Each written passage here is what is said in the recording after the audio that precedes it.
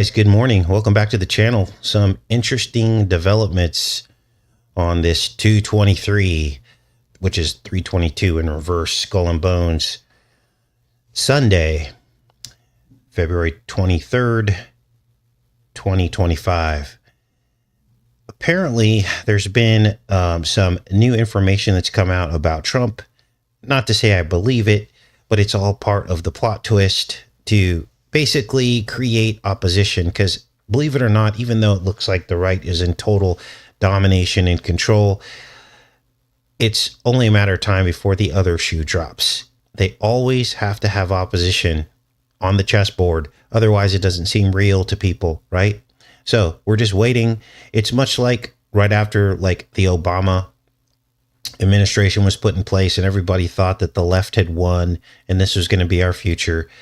And then, of course, only a matter of time goes by and then they just swing the pendulum the other way.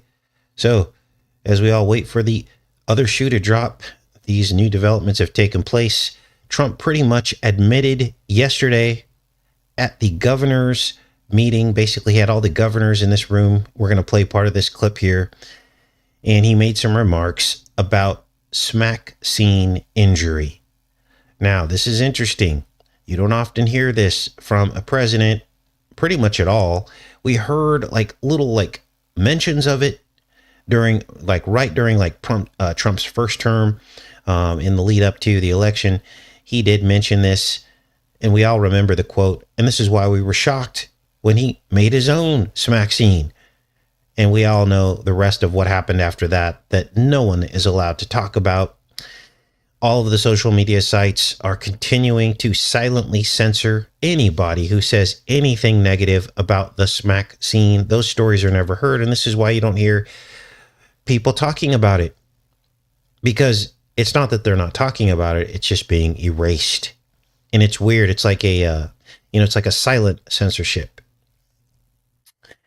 Now, let's play part of this, you guys, because you're going to hear Trump say that they sprayed something and that might be causing the autism.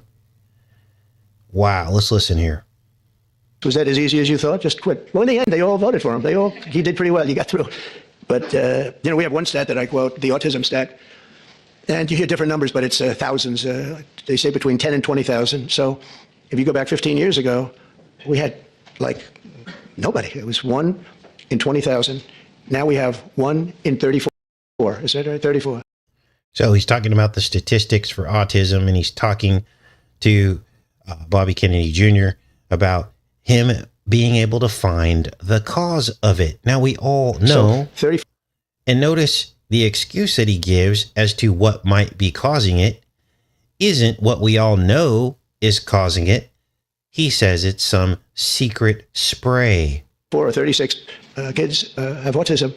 And if you go back, I guess 18 years, whenever that was done, it was 1 in 20,000. So we got from 20,000 to 34, 36. That's unbelievable. So there's something wrong. There's something wrong. We've done something wrong. There's something you're going to figure it out. Maybe it's a spray that we spray all over the place that nobody else does. Other countries don't. The Pennsylvania Dutch, they don't do anything, and they're amazingly healthy. And he understands. He's working with Dr. Oz, who's a really smart guy. I know him very well. And those two guys are going to figure it out. They're also going to figure out why. So those are the remarks.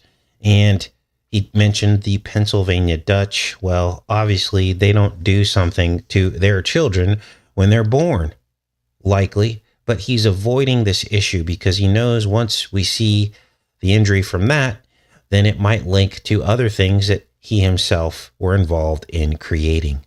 Now, first, when I first heard that, I thought, I wonder if he's talking about chemtrails. But no, he's talking about something they're spraying like on the food or something. Okay, so this is interesting development, isn't it? Because we're coming back full circle. But I believe that it's going to be a bait and switch. They're going to blame it on something else that's causing it instead of what we all know is really causing it. So there's the update on Trump and his remarks. This was from a couple days ago, I guess. Not yesterday, but a couple days ago. Now, here's another interesting development. If you haven't heard this by now, this guy came out. His name's Alnur Masayev, and he is claiming that Trump has been a Russian asset since the 1980s. Now, again, I don't believe necessarily believe this story, but let's break it down and figure out what this is about. Now, here's what we do know. Trump did fill his Trump World Tower with Russian renters, but that was later on in the early 2000s. And then, of course, the proximity of his Eastern European wives, it starts to make you wonder, doesn't it? But again, they are bringing this back up now because, remember, the left went after Trump. They said that this was Russian collusion and all this, and this is how he won the election. And all of that's just smokescreen, because in my mind, all of these world leaders work for the devil. It's all just smoke and mirrors. And so they just keep moving the chess pawns around. But check out the code name that they said that Trump went by in the 1980s. Code name, ready for this? Krasnov. So I looked up Krasnov. This was supposedly or allegedly Trump's code name. Now, this is just one guy making this claim. So again, I don't believe the story per se, but it's interesting that the surname Krasnov means beautiful red or beauty. Comes from the Russian word krasny, which means beautiful red, and the Slavic possessive. So, of course, Melania is Slavic. So there's some weird stuff going on here now, isn't there? Now, let's hop into some of these other stories. I want to do a follow-up on this Innovax thing, this chicken smaxine. You know, this is brand new technology, and it's a DNA smaxine. And this is important to understand because they are proposing this, and there are likely farms already using it because it's been approved for chickens. And it's a DNA technology. And they say in their own package insert that it's similar to RNA technology. Now, I have not heard back from Roseacre Farms. They were supposed to call me back and let me know exactly what they were using, and if not, they were using Innovax, because I was curious. Apparently, they used to smaxinate for these particular other diseases other than bird flu. They used to smaxinate in different ways. There was no DNA technology yet. So, but right now we're on the cusp of this DNA technology. This one's already on the market, but not for bird flu, for other diseases. Apparently chickens get a lot of diseases. People ask, well, why is this happening now? And it didn't happen 100 years ago. Well, I think the short answer to that is that these chickens are being produced in an industrial scale, right? A commercial scale. So anytime you put too many birds, or any wildlife for that matter, in one place, this is just nature 101, right? This is why they have deer hunting seasons, because if the herd gets too big, then diseases run through it, and then the herd is not healthy. So it's kind of the same thing with chickens, except these are the chickens that they're creating eggs with or creating meat birds for, and you put too many in one spot and they're going to get disease. So now we've got this industrial scale of creating, these huge farms. And so the only way around it is for them to either kill off a bunch of birds or to smaxinate them. And so this is what they've told us. So I think this is the difference.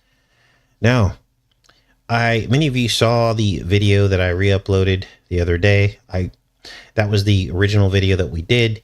I removed the claim that I made that they in fact were using Innovax, because I could not confirm if they were or not. So I removed their name from the video. But in general, everything else in that video still stands. Innovax is being used on some farms. We don't know which ones. I looked everywhere. I could not find any farms specifically that are already using it. And they're in the works now in clinical trials testing mRNA technology for the bird flu. Haven't started using that one yet. Now, I dug into this Innovax thing and I found this video. This is what I'm going to play for you right now. It's a DNA smaxination, as you're going to see in a second, to treat Marek's disease and a couple of other non-flu conditions. And check this out, you guys. They literally use turkey herpes as the vector to create this smack scene. What could possibly go wrong with that? And you're also going to see that they clearly show that this immunity, this medication, is passed down to the chicks. So it goes from mother to chick. Let's watch this video.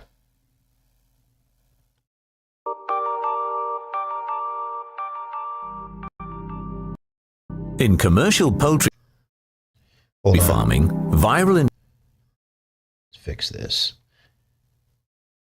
Okay, here we go.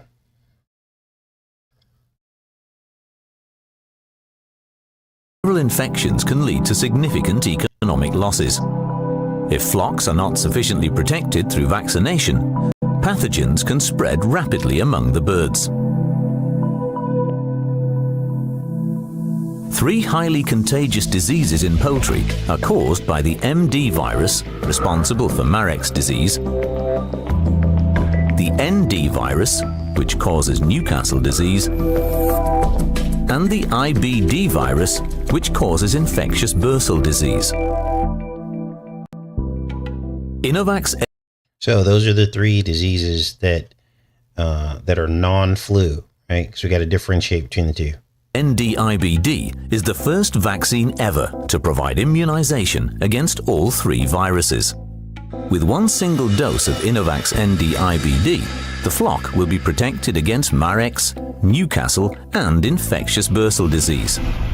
Innovax NDIBD is a vaccine that utilizes the herpes virus of turkeys, or HVT, as a vector.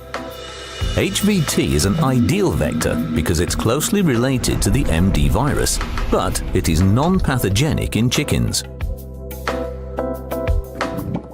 Vaccination with Innovax NDIBD triggers both the innate and adaptive immune responses. So, as you just heard, in chickens, this herpes virus does not affect them. Did anyone ask the question, well, maybe it could affect other wildlife that could get it from the chickens or humans? Well, they're not telling us that here. They're not saying it can or it can't. But to me, a herpes virus is scary. I don't want that in my food, even if it doesn't affect chickens. It only affects turkeys. And what if it jumps from the turkeys back, or from the chickens back into the turkeys, and now all of our turkeys are infected? Now, I don't know the answers to all this. I'm just raising questions, okay, that I don't have the answers to yet. And we're supposed to believe that they've checked all this out, that they've tested it in the wild,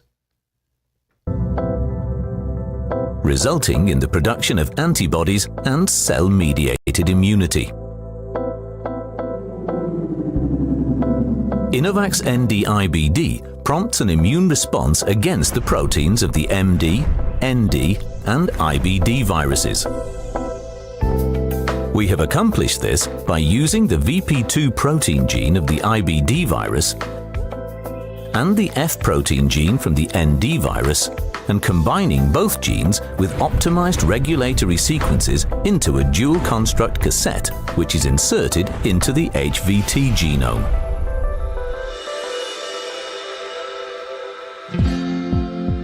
As a result, the VP2 protein of the IBD virus and the F protein of the ND virus are expressed in Innovax NDIBD vaccinated birds, which induces protection against all 3 diseases.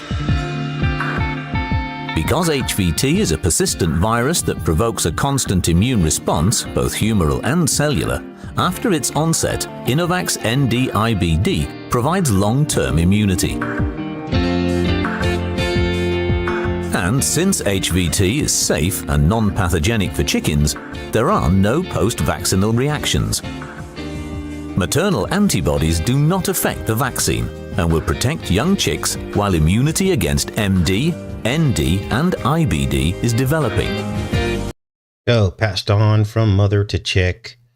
You know, what if chickens were in a chicken truck and then all of a sudden that same truck was used for turkeys? How can they guarantee that this would not pass back to the turkeys? Or how can they guarantee that eventually this won't pass to humans on some level? Vaccination with Innovax ND-IBD in the hatchery eliminates the need to make trade-offs in disease protection and provides long-term immunity against the ND, IBD and MD viruses to improve the performance, health and welfare of your flock. Innovax ND-IBD, always producing more. Pretty creepy, isn't it? Pretty creepy. This to me sounds like a designer type of gene therapy, which is just on its face very troubling. Now, there's much more to this in terms of transhumanism and changing the human genome on some level. And there are a lot of channels like talking about this. I know Days of Noah has a really good idea of how all this works and where it's all headed with transhumanism and how something like this could possibly fit into all of this, right? This idea of chimerism and things. You know, these scientists think they know everything, but they themselves admit that science is fluid, that they learn on things and then sometimes their opinions change about certain things because it's part of the process of learning. Well, essentially, that means that it's all a big experiment. And it might be okay to experiment with certain things, but when you get into like nature and the balance of nature and human genes and all this stuff, I don't want these people experimenting with that. They could change the very face of what it means to be human at some point, and many believe they already have. Now, speaking of strange medications, by now you've probably all already heard that the Ozempics, we call it the Ozempic Olympics, but the Ozempic drug is based off of the venom from a Gila monster. Here it is right here. Now, I was curious because why does the dragon and the serpent keep trying to inject us with things? Well, we all know the answer, those of us that believe the Bible. But this is interesting because this is the only medication that uses venom from an animal, because I had to look it up. But let's read this really quick. It says the toxic bite of the Gila monster can kill a human, but a specific ingredient in the cocktail of the lizard's venom is the reason we have glucagon-like peptide agonists like Ozempic and Wegovy.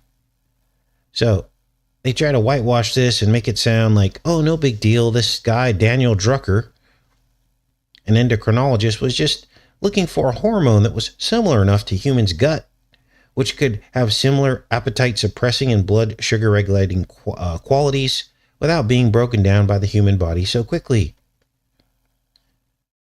Drucker had read about the work of another endocrinologist who had sequenced the proteins in Gila monster. So they make this sound all random, don't they? And then magically, they got Ozempic from the venom of a dragon.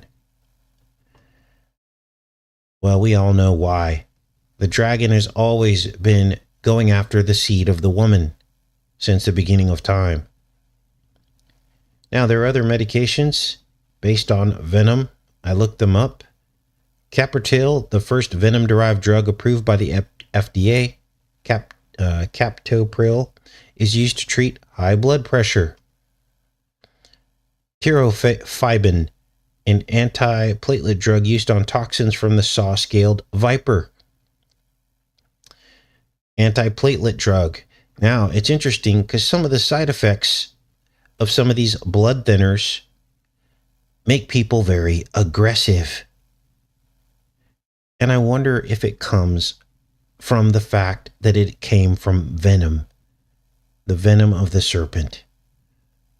Wow. So here are all the drugs. If you want to know, antiplatelet drugs, blood thinners, and treatments for chronic pain. Many of them come from venom from snakes and lizards. What kind of reality are we living in, you guys? This is crazy. Now, let's get into some of these other headlines. Let me check in with you guys. We'll get into some of these other headlines. We've got drones now flying on our border.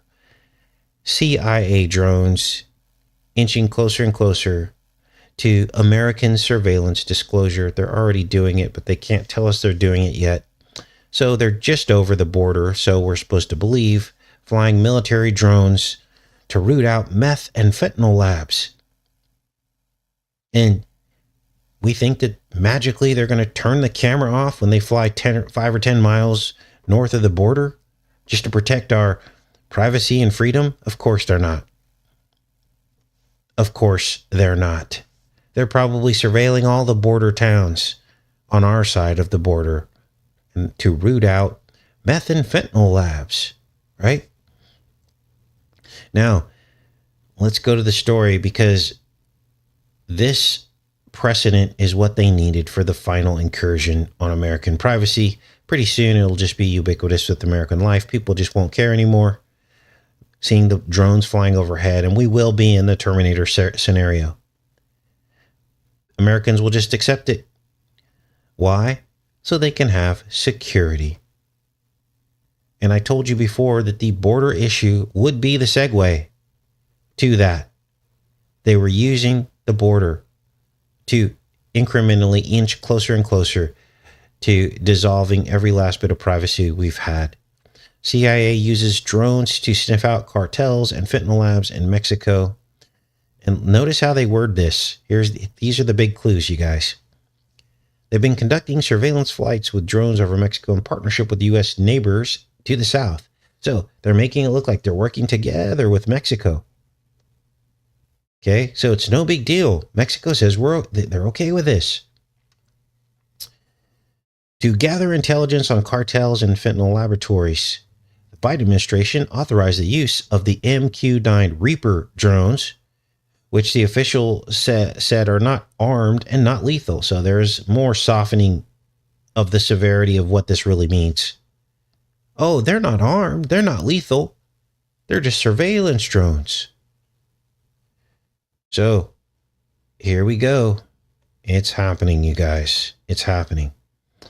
Now, this next story is crazy. Did you guys catch this story of this woman who her husband basically called out a hit on her? Let's watch this video. This is insane. Lady's getting into her car, and all of a sudden here comes a hitman. Now, I don't know why he didn't just shoot her right away, but apparently he wanted to make it look like a robbery, I guess. Let's play this here. They got it all on camera. It's heart-stopping video. A millionaire businesswoman is desperately trying to flee an assassin who chases her. Oh, he might have popped a shot off there. Around her luxury SUV. She makes a break for it, but the cold-blooded killer guns her down. The victim is 44-year-old Jessica Torres, who owned a vast commercial real estate empire across Southern California. The horrifying drama unfolded in this parking lot in San Bernardino. Jessica Torres had just pulled in for an early lunch at her favorite fast food restaurant when she was struck down. At first, police thought it was a robbery gone wrong, but now they say there was a much more sinister motive. A murder for hire. Surveillance video shows Jessica leaving the restaurant and walking to her $175,000 Mercedes G-Wagon. As she opens the door, another SUV pulls behind and blocks her in her parking spot. The assassin climbs out of the passenger seat and confronts her. He grabs her purse, steps back, and fires. But incredibly, he misses. Brave Jessica leaps out of the car. What follows is an epic life-or-death struggle as she tries to wrestle the gun from him. A good Samaritan runs out of the restaurant to help, but he runs for his life when the gunman opens fire. Then that terrifying chase around her vehicle as the gunman fires again and again at her, 9 times in all. 4 hours later, the alleged assassin and getaway driver were tracked down thanks to surveillance video and witnesses. Then came the next shocking development. Police say it wasn't a robbery gone wrong at all. They say turns out 2 of the suspects had links to the victim's husband. Jessica's 53-year-old estranged husband, Sergio Reveles, was charged with plotting the murder along with 3 other men, a total of 5 suspects. Police body cam shows SWAT teams raiding a house in San Bernardino to make the arrests. More money, more problems, right? The Bible tells us those who seek after riches stab themselves all over their body with many pains. Why would the Bible say that? And how could God have known that? Well, he's God, of course, but also it's because the entire monetary system is created out of people's suffering and greed. The accumulation of wealth by a few, in of itself, the very definition of it creates evil. It just simply creates it. Woman had a vast empire. Husband wanted it, didn't want to share it, and therefore all this money's on the table, and decided to kill his wife. Now, of course, not everybody's capable of doing something like that, but I am a firm believer that the way that the system is structured, it oppresses an entire class of people. We have literally a slave class of Americans. Half of Americans, half to 3/4 of Americans are slaves. Slaves to debt, slaves to image, slaves to vanity, slaves to the tax system. And it's only the few at the top that already have their money going, their machine rolling, right? Their system already set up, and they control all the rules. They continue to oppress all of us. You know, we don't need a stimulus check. What we need is a fair minimum wage. All work is humble work. All work is humble work and worth something. And if we claim to live in the greatest country in the world, anyone who works, you dedicate 40 hours of your life a week for somebody else to work at their company, then what you bring home should be a living wage. It should be a wage that pays your rent, so you don't have to have roommates. It should be a wage that provides a vehicle for you so you can get back and forth. It doesn't have to be a brand new vehicle. You should be able to put food on your table and not have to worry about tomorrow in the greatest country in the world. Why can't we get there? We don't need $5,000 checks. We need the rich billionaires who run everything to maybe not get to make all that money. Pay your employees much better than they're paying now. And I don't know what you call that. I don't want to call it a rise in the minimum wage, because immediately people think, oh, you're a leftist. That's what the left wants. I'm not a leftist. But here we are. Here we are. That doesn't mean that people that are more qualified to do certain positions shouldn't make more. They should make more. But why is it those of us that work the hardest in America, it ain't easy standing on your feet all day flipping burgers. But why is it that people that work the hardest are paid the least? That makes absolutely no sense to me. And it would not make sense in God's kingdom. He would never do that. He would never have a slave class of people who have to work 2 and 3 jobs just to have a roommate and a running car. God would not do that. And we all know that. As Christians, we know that. But it's the system that's been set up by the devil that oppresses people, even in the best country in the world. Okay? Now, what else is going on? Now, I wanted to talk about this Trains, Planes, and Automobiles movie, because some of you had watched that and you're like, Case, you need to watch that movie with John Candy. I had watched it many years ago, and at some point I may decode that movie again. But something popped into my mind.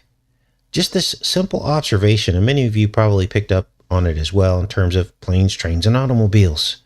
Because it's starting to feel like trains, planes, and automobiles have come under attack. Remember a couple years ago, all the train derailments?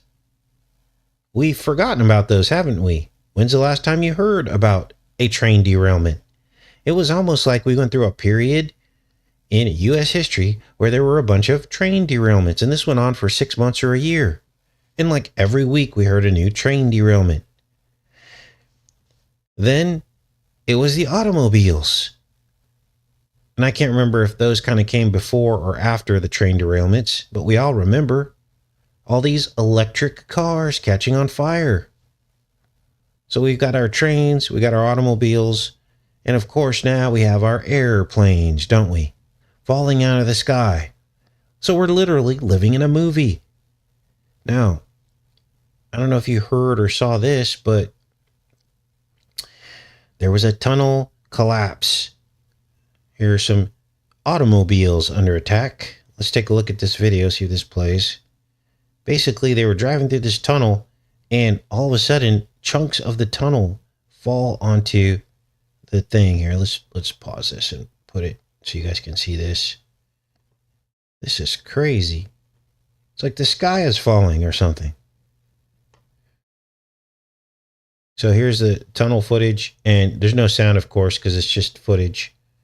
And then everybody hits the brakes, maybe some traffic, and I guess we're about to see the roof collapse. I have not seen this video yet, so let's watch here.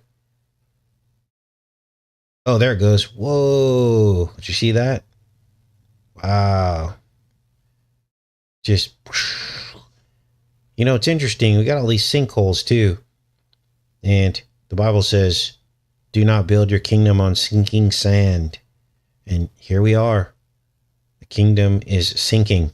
Now, there are sinkholes all over the world, of course.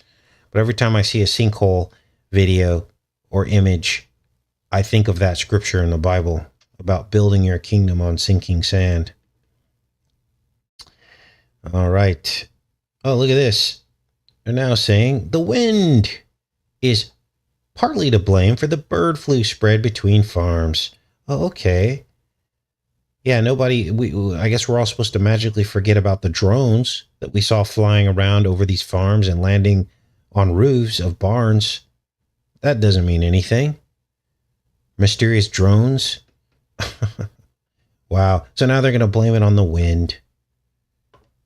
Okay, let me go back into the chat, you guys. Didn't want this to be too long of a show today, but I wanted to check in with you guys and give you updates on all this information. I'm in the chat now. What do you guys think about all this? Trains, planes, and automobiles.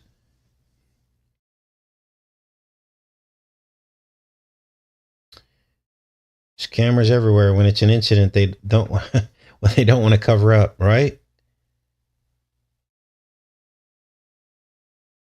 The sands of time. Yeah, all of a sudden it's airborne now. Oh, that's an interesting development too, because now that it's airborne, they can say whatever they want to about how this stuff spreads, right?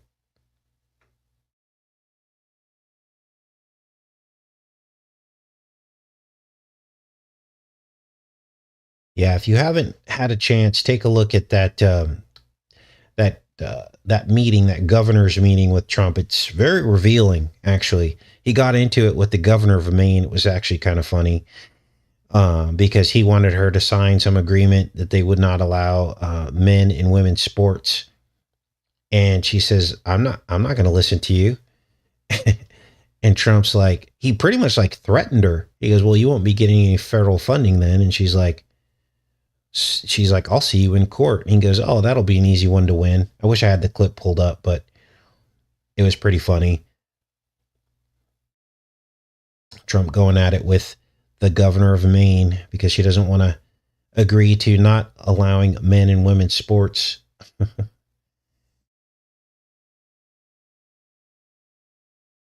Okay. All right, you guys. Well, I guess I'm going to pop off here. Thanks for showing up. I'll see you guys likely tomorrow. Much love. Take care, everybody.